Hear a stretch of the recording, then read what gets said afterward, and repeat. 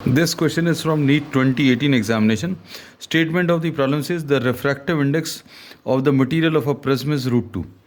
N की value √2 है and the angle of the prism is 30 degrees. One of the two refracting surfaces of the prism is made a mirror inwards. अंदर की तरफ mirror बनाया, बाहर की तरफ सिल्वर कोटिंग करके. A beam of monochromatic light entering the prism from the other face. अब इसमें से लाइट रे एंटर कर रही है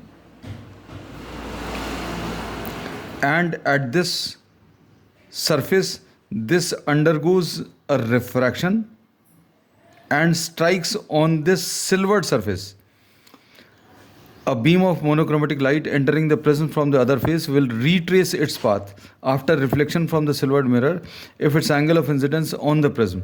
अब इसमें ये एंगल ऑफ इंसिडेंस निकालना है किस कंडीशन के लिए कि ये लाइट रे इधर पर स्ट्राइक करने के बाद रिफ्लेक्ट होकर वापस इसी पाथ को रिट्रेस करे. अब इसमें ये अगर आई है तो इसको अभी हम लोग R1 बोल सकते हैं. अब किसी प्रिज्म में यहाँ पर जो लाइट रे एंटर करती है इसका नॉर्मल के साथ एंगल I होता है, ये वाला एंगल R1 होता है और ये वाला एंगल ये दूसरे वाले सरफेस पर नॉर्मल के साथ ये R2 होता है. तो यहाँ पर R2 की वैल्यू इज़ 0 क्योंकि ये परपेंडिकुलरली इस पर स्ट्राइक कर रही है. और रिलेशन जो अभी हमें मालूम है कि A किसके बराबर होता है R1 प्लस R2.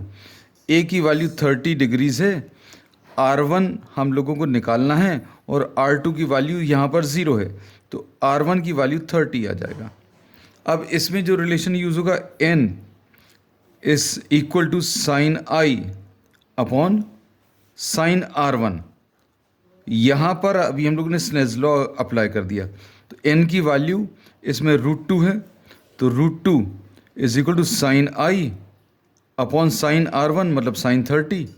तो साइन I की वैल्यू √2 इंटू साइन 30 आ जाएगा और साइन 30 को 1/2 लिख सकते हैं एंड दिस इज़ 1/√2.